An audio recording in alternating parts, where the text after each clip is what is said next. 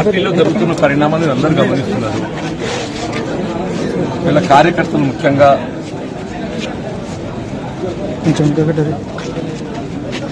అంటే వాళ్ళు ఏ విధంగా మనస్తాపానికి గురైన వాళ్ళు ఏ విధంగా బాధ వ్యక్తం చేస్తున్నారు.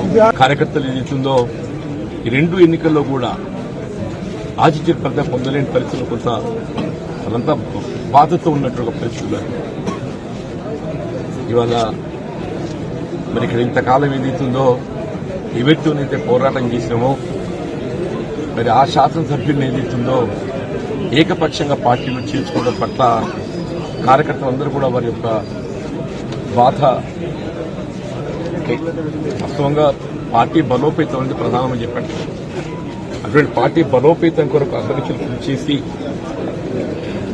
4 దశాబ్దాల ఈ ప్రాంతం పార్టీ పటిష్టానికి పనిచేస్తుంది. ప్రజలకు అందుబాటులో ఉండి సమస్యల పరిష్కారానికి తోడ్పడుతున్న పరిస్థితుల్లో ఇవాళ సరే శాసనసభ్యుల సంఖ్యాబలం అనే భావనే కావచ్చు, ఆలోచన ఏదైనా కానీ ఏదైతుందో ఏకపక్షంగా నిర్ణయం తీసుకోవడంతో కార్యకర్తలు తప్పుకోలేకపోతున్నారు. వారి యొక్క మరి ఆలోచన సూచనలు దానికి అనుగుణంగా భవిష్యత్తు కార్యక్రమాన్ని నిర్ణయం తీసుకొని జరుగుతుంది. మరి భవిష్యత్తు కాలం నిర్ణయిస్తుంది. భవిష్యత్తు నిర్ణయం ఏదైతుందో కాలం నిర్ణయిస్తుంది. దానికి అనుగుణంగా ముందుకు అంటే ఇప్పుడు శ్రీధర్ తోటి మీరు మాట్లాడారు కదా, మీరు అంటే ఆయన సమ్మతించారా? ఇద్దరు సంతృప్తి అనేది కాదు, జరిగిన పరిణామాలపై ఏదైతుందో చర్చించడం జరిగింది. జరిగిన పరిణామాలపై చర్చించడం జరిగింది.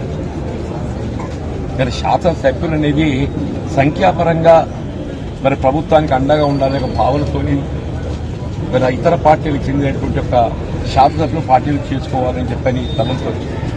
కానీ ఆ చేరిక అనేది ఆ ప్రాంత కార్యకర్తల యొక్క మనోభావాలను కూడా గౌరవించాల్సినటువంటి బాధ్యత పార్టీపై ఉంటుందని చెప్పని నేను భావిస్తాను. చెప్పండి, దశాబ్ద కాలం తెలంగాణ రాష్ట్రం ఏర్పడినప్పటి నుండి కూడా మరి ఈ ప్రాంతంలో కాంగ్రెస్ పార్టీ బలోపేతం కొరకు కృషి చేసినటువంటి కార్యకర్తల మనోభావాలకు భిన్నంగా కేవలం శాసనసభలో సంఖ్యాబలం అని యొక్క భావంతో చేసుకోవడంతో వీళ్ళ కార్యకర్తలు అభిమానులు